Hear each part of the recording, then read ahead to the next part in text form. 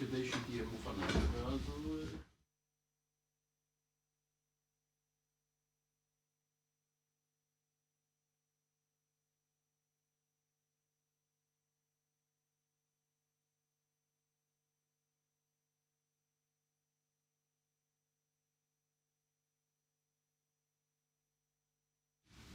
לו, שומעת.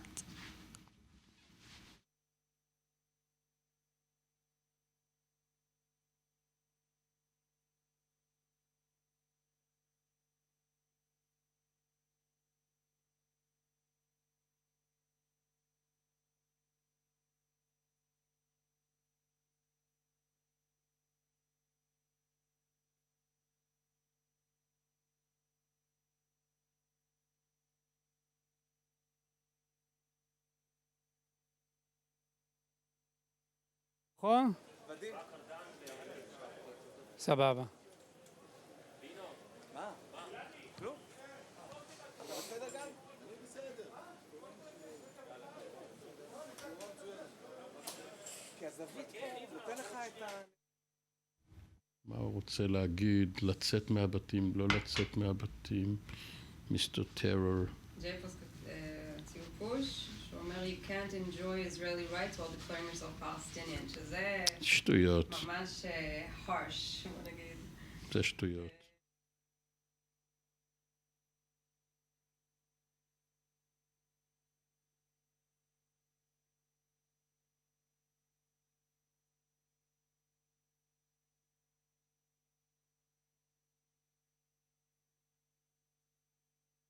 freedom of speech. נדבר גם על זה, אם צריך.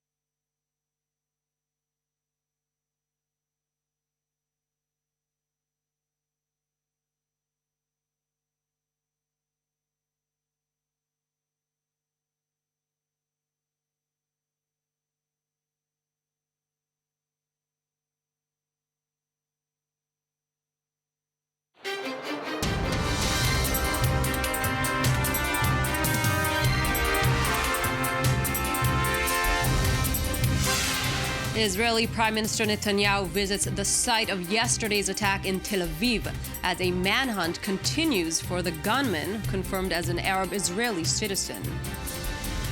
Turkish President Tayyip Erdogan says Israel and Turkey are in mutual need of one another in the region. And Saudi Arabia executes 47 people, including a prominent Shiite cleric, prompting tensions with Iran, where clerics say this may lead to the fall of the Saudi ruling family.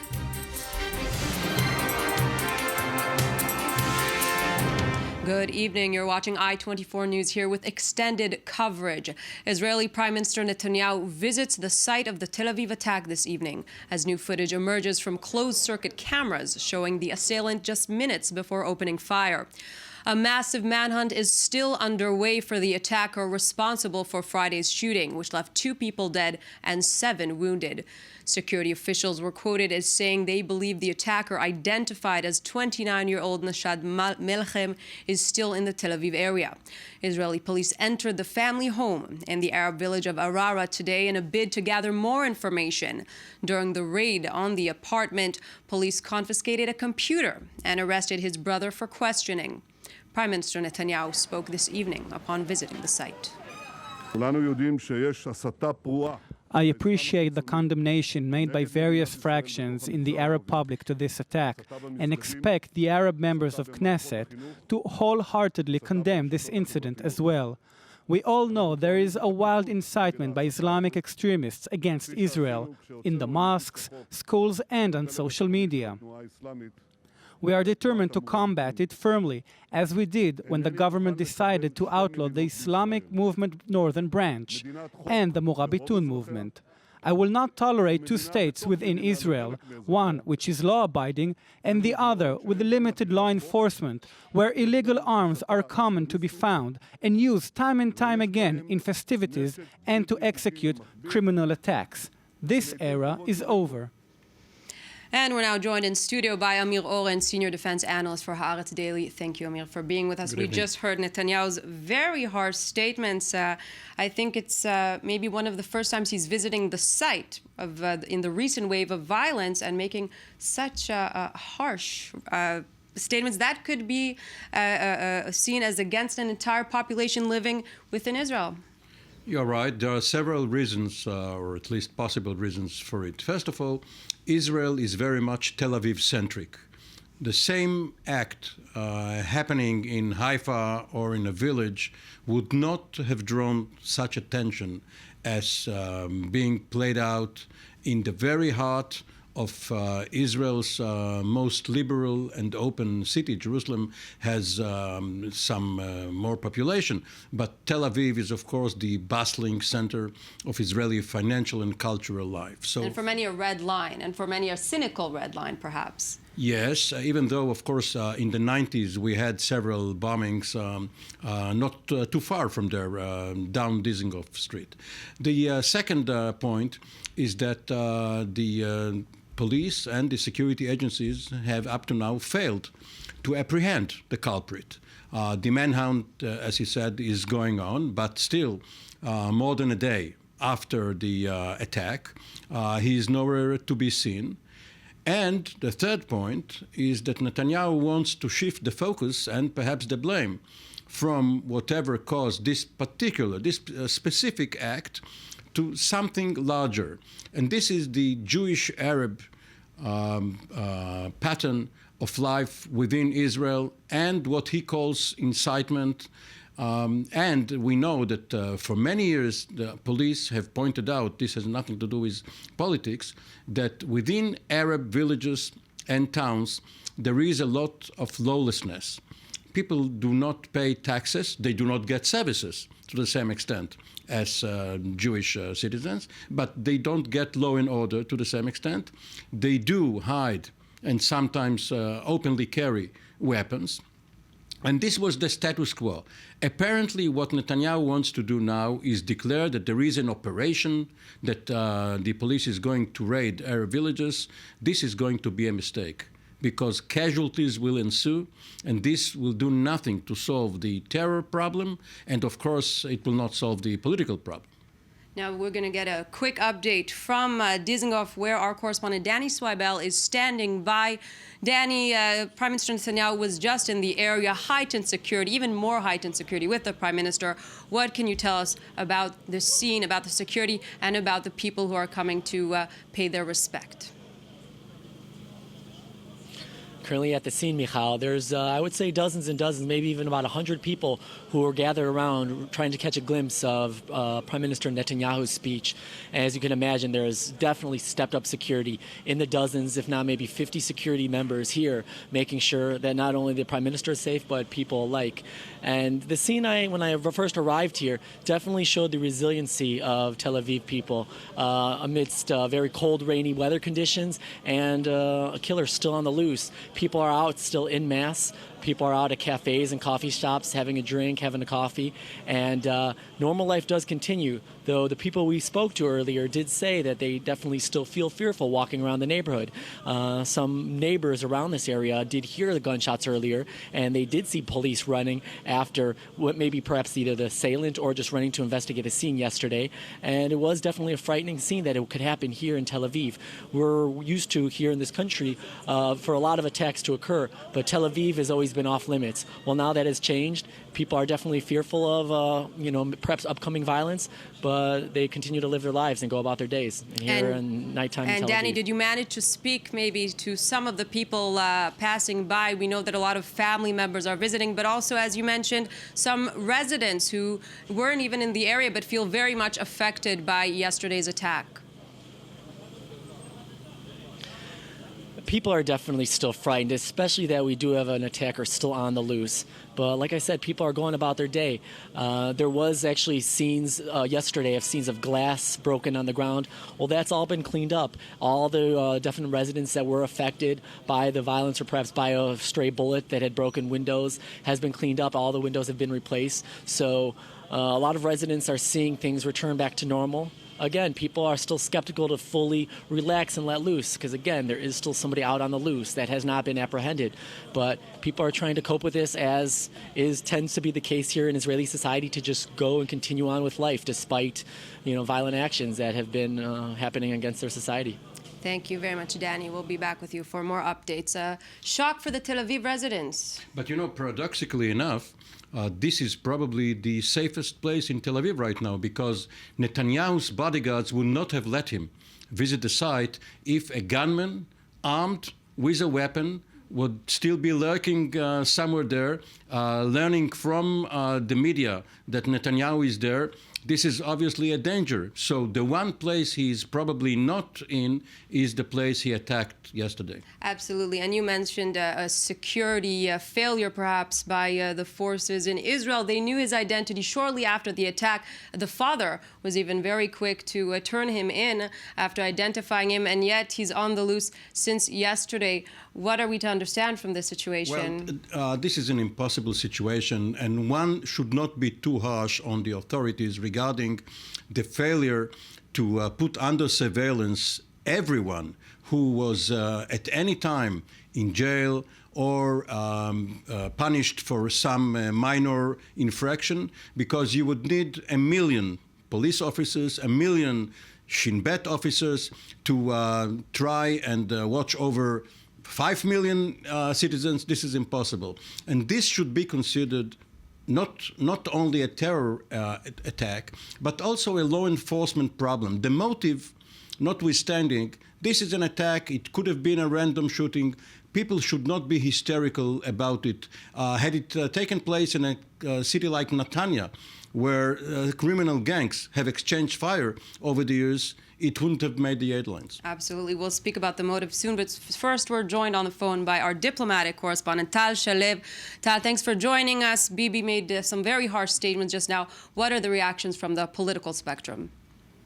Well, Netanyahu used his visit to the site of the attack mainly to call on the Arab sector to be more cooperative with the rule of law. And he points the blame to incitement in the Arab sector. He says that he will not accept two states, one in which the rule of law is accepted and respected, and one in which incitement and weapons are freely used illegally. And he calls on the Muslim citizens of the states to accept the rule of law. And, of course, many of his political opponents have been attacking him in the past 24 hours, most notably Isaac Herzog, leader of the opposition, who today said that it's time for a new defense paradigm, that we are seeing lone terrorists, not organizations, and he calls for a diplomatic move. He says that Netanyahu is exhausted and doesn't have anything to offer. And we hear quite a harsh response to that statement from Netanyahu's own party, the Likud, who blasts Herzog for criticizing Netanyahu while the manhunt continues. And this event is, even though the motive is still unclear and the manhunt continues, is already sparking quite a vivid debate on the role and the involvement of Arab Israelis and incitement in the Arab sector. And the responses can be basically predicted in advance. We hear people on the right-wing side of the spectrum harshly criticize Arab MKs who have not yet, all of them, criticized this attack. And others on the other side of the spectrum, we hear left-wing leaders who say that this is time for a diplomatic move because it is seen that the government has not yet presented an adequate response to this latest wave of terror and violence. We should just note that the poll yesterday in Yediot Achronot, the widespread daily here in Israel, showed that 61% of Israelis feel that their sense of security has been eroded in the recent months, and 71% do not believe that the government has been acting in a satisfactory manner, and that definitely is in Netanyahu's mind as he gives these statements. Thank you. Tal, and is your first point, and as you mentioned in your first point, that Netanyahu is calling for more cooperation, but his family was in fact the first to cooperate, and it seems the village, Arara, where he comes from, is being extremely cooperative and the first to condemn these actions. Oh, that is true, and we should note that Netanyahu did not call this the attack a terror attack. He called it a murder. He was regarding it as a crime, since it is clear that the motive is unclear. But Netanyahu, nevertheless, despite the fact that actually we did see quite an outstanding civilian responsibility coming from the family, he still uses this to tackle a widespread problem in the Arab sector, and that is the problem of illegal weapons and illegal arms. He did announce a new plan funding to boost law enforcement, and he called on Arab MKs to denounce it. There's also a growing debate in the Israeli political system about gun control issues. Amir Ohana, who was just a new member of parliament who was just sworn in this week from the Likud, yesterday called to actually expand the options of bearing guns. And we do know that the Interior Security Minister, Gilad Erdan, does intend to ease the gun restrictions, but at the same time, we are also hearing calls from the other side of the political spectrum, from the opposition, saying that this is the time to actually restrict guns, because we do see that the gun that the assailant used was actually, at the end of the day, probably, even though it did belong to his father, who was a volunteer in the Israeli police, the question is, will more guns on the streets actually restore the sense of security or lead to more violence because citizens will be taking the guns into their hands? Of course, although in other cities, some will say that the fact that citizens did have guns helped stop attackers much quicker, whereas in this case, he's still at large. Thank you very much, Tal, for your insight. Meanwhile, Tel Aviv residents and families and friends of those killed also gathered at the scene of the attack, lighting candles in honor of those lost. The I-24 News Desk summarizes the shooting incident which rocked Tel Aviv. A massive manhunt to track down the perpetrator of the New Year's Day shooting in Tel Aviv continued Saturday, the day after 2 people were killed and 7 wounded in the heart of Tel Aviv. The 2 young men who lost their lives in the attack were 30-year-old Shimon Rouimi and 26-year-old Alon Bakal. My boy is dead. He wasn't an ordinary boy. He just finished his 4th year in law and business management. He was flourishing. He was a happy boy. He shone light wherever he went. He made everyone around him laugh. Security camera footage and fingerprints led police to identify the assailant as a 29-year-old Israeli Arab from the northern region of Wadi Ara. Security forces were searching the Tel Aviv area for the suspect, but were also exploring the possibility that he had fled the metropolitan area, as well as scanning the village where his family lives. Right now, our main task is to find the unknown perpetrator responsible for the shooting on Dizengoff 118.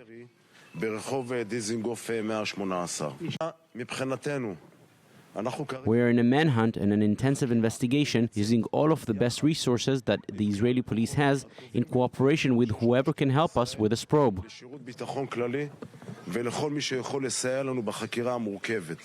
According to media reports, his father saw the picture of the shooter caught on a security camera and called police.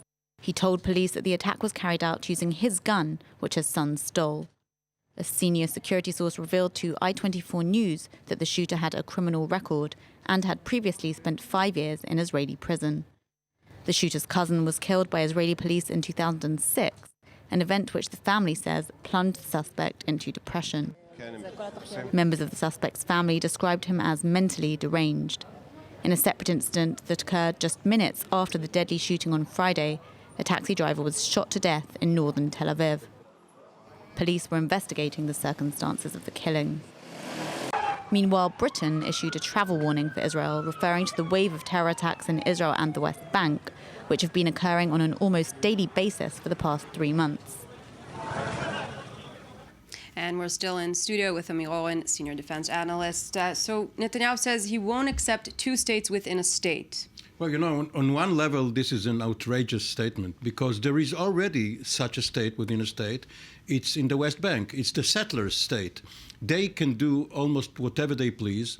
They are under Israeli jurisdiction, unlike their Palestinian neighbors. And the Israeli governments are beholden to the political forces which the settlers control. And of course, you are not going to see any operation, any raid on the settlers to confiscate illegally held weapons. Which brings us to the issue of gun control. Could this become a politicized issue in Israel where everyone in the army bears guns, and after the army, especially settlers, but also in Jerusalem, many people have license to bear guns? Yes, again, you can hear back and forth the same arguments over the years.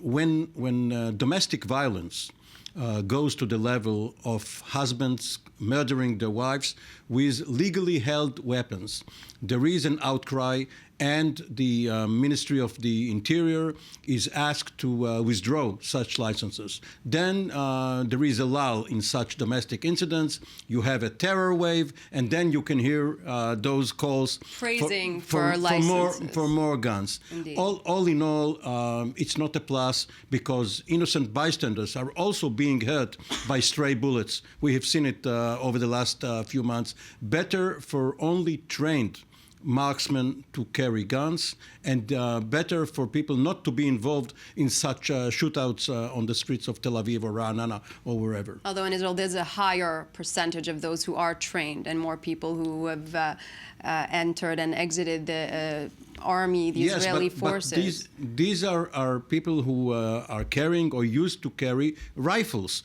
You are not going to use a rifle or a submachine gun in a crowded street. Pistols, sidearms are another thing altogether. All police carry pistols, and they are best trained to do it.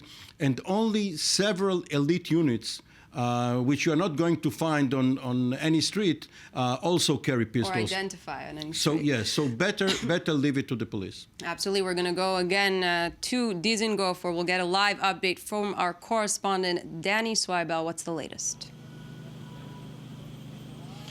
Michal, since the last time we spoke, all the police barricades have slowly been removed and the police cars are just starting to pull away. This was after increased security after Prime Minister Netanyahu gave an address at the scene of the attack. And like I mentioned before, residents of Tel Aviv are starting to go about what could be considered a normal Saturday night here in town. People are going to cafes and restaurants en masse to have a drink right before the work week starts. And it's quite astounding, the people's fearlessness to go back, especially with the attacker still currently at large.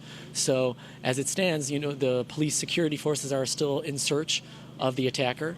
And residents here are going about their days. Some of the people I spoke to were witness to some of the scene earlier last night.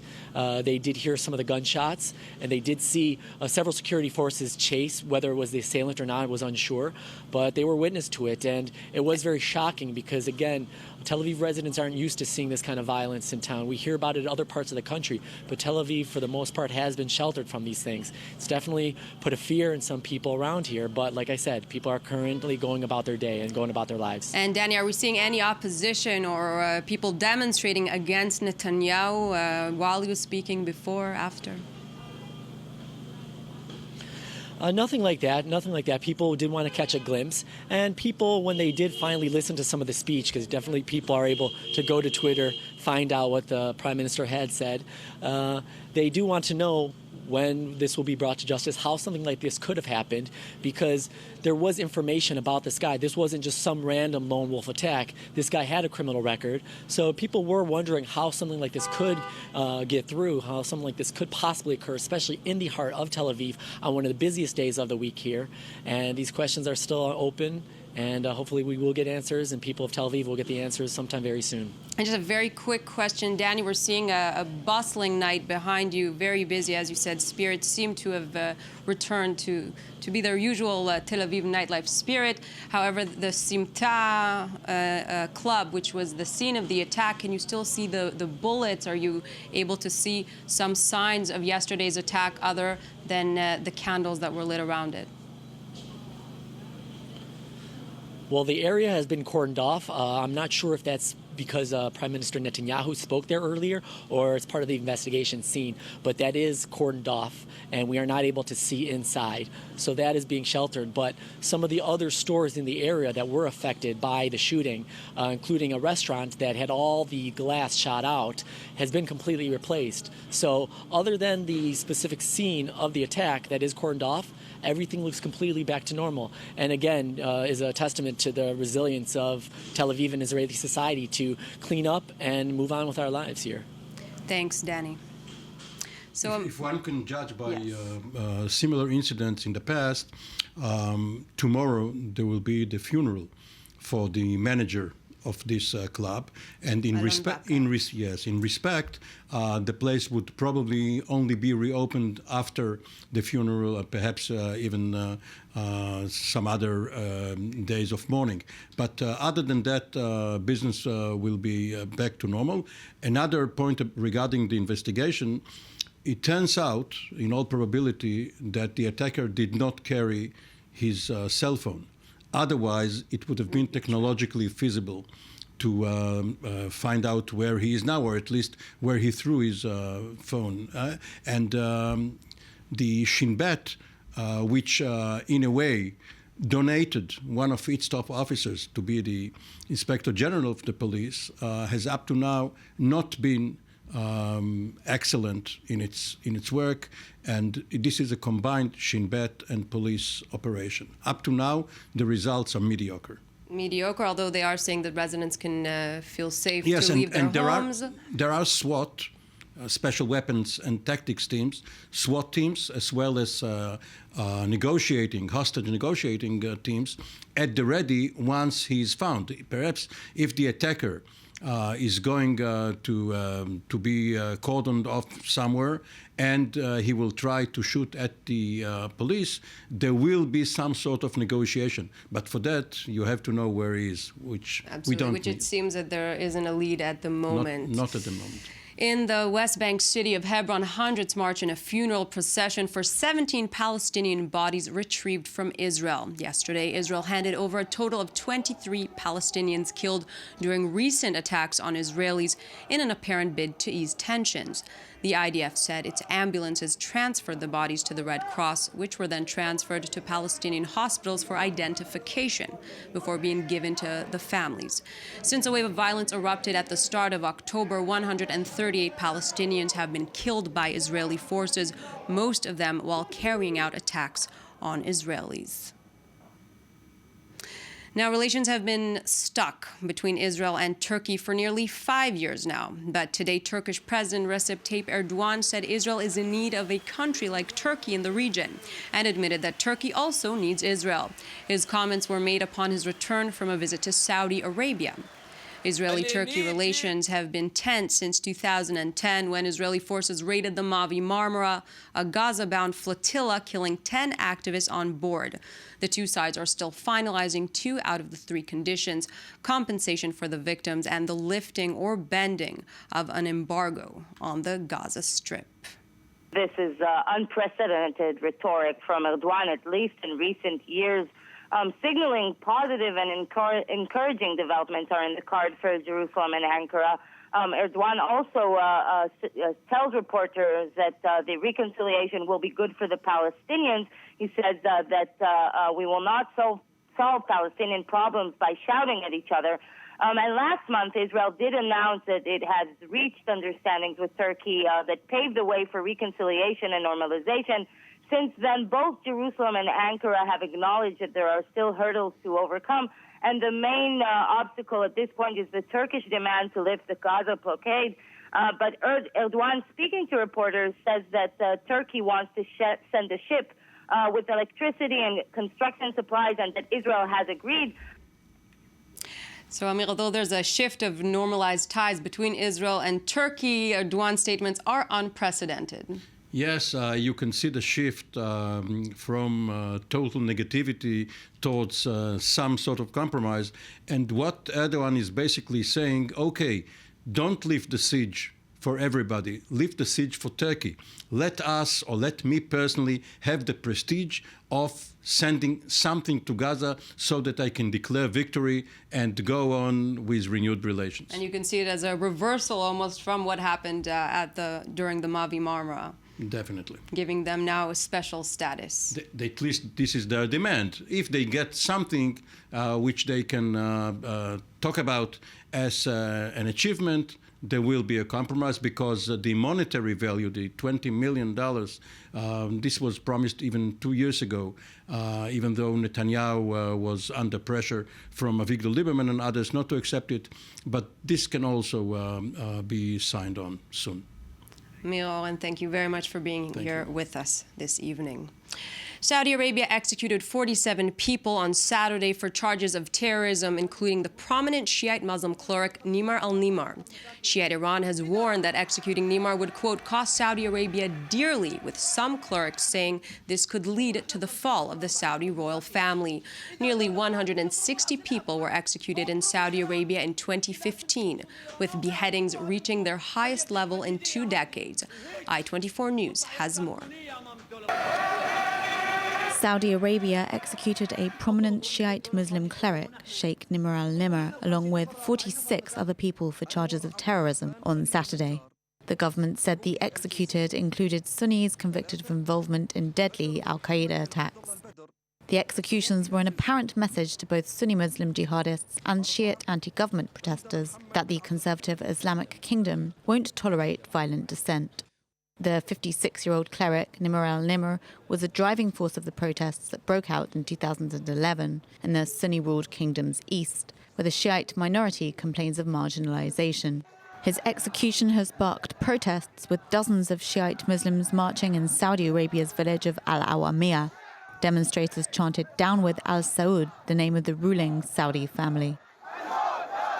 The execution of Nimar is also expected to inflame already raging sectarian tensions across the Middle East. Shiite Iran has warned that the execution would cost Saudi Arabia dearly, with some clerics saying that this could lead to the fall of the Saudi royal family.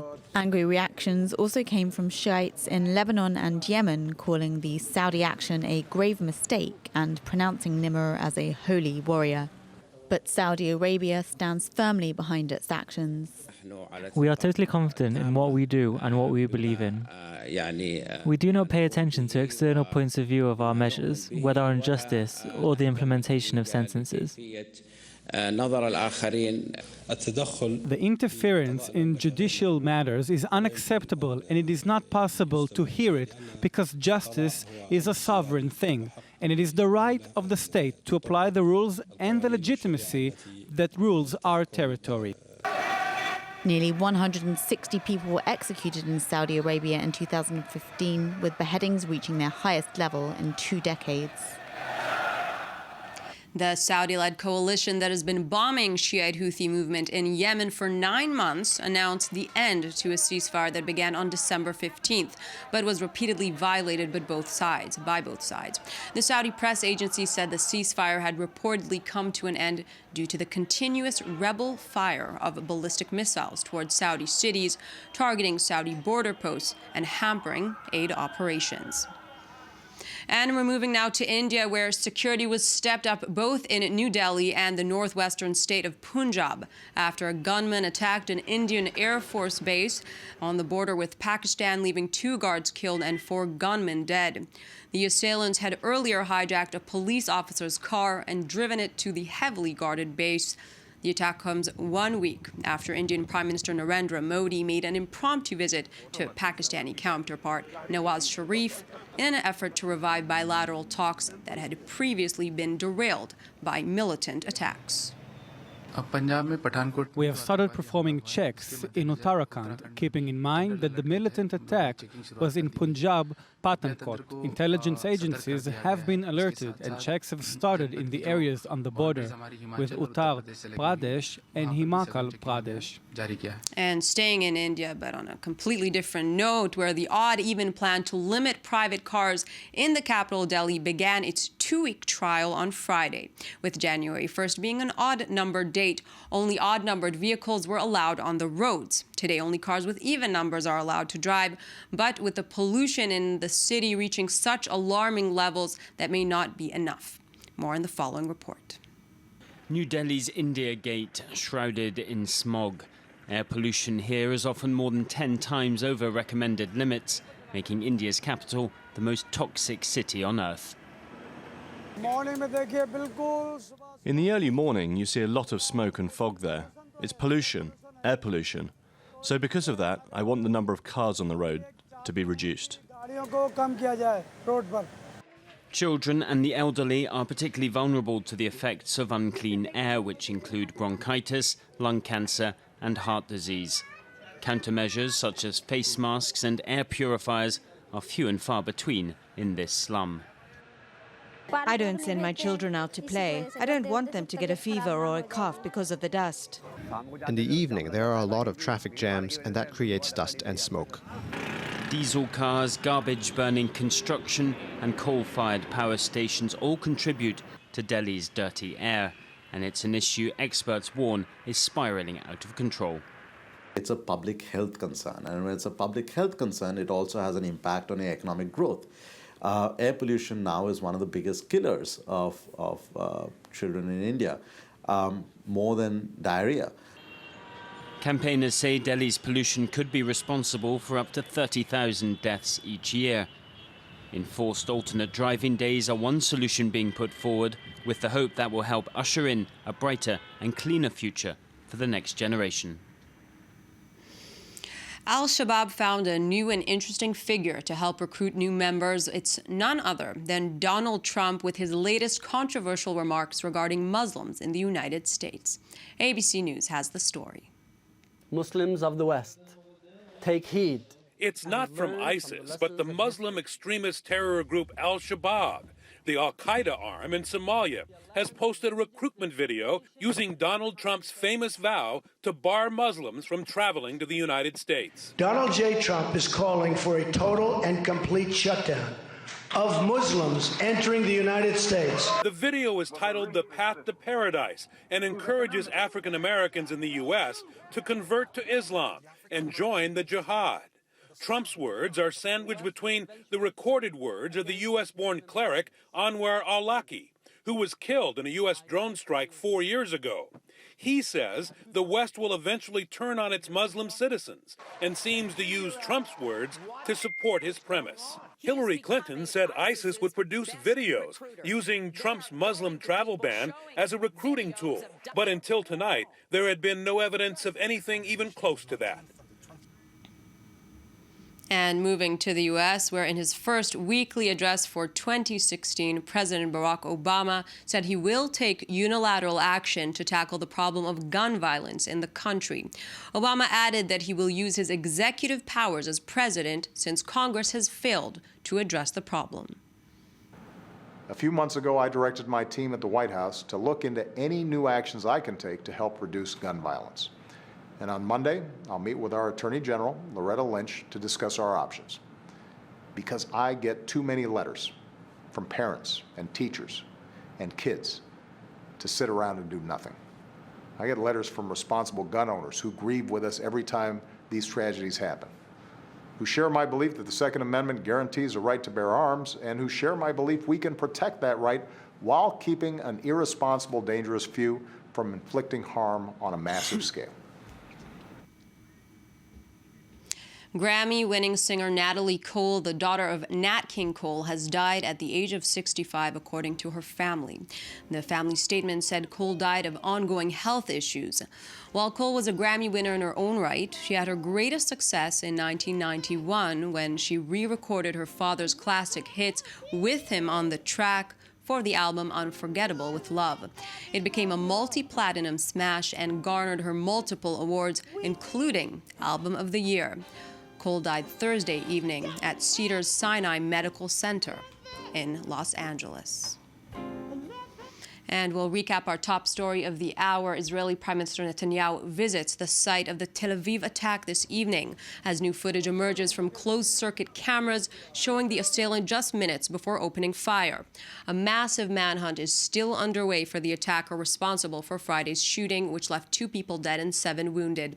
Security officials were quoted as saying they believe the attacker, identified as 29-year-old Nashad Melchem, is still in the Tel Aviv area.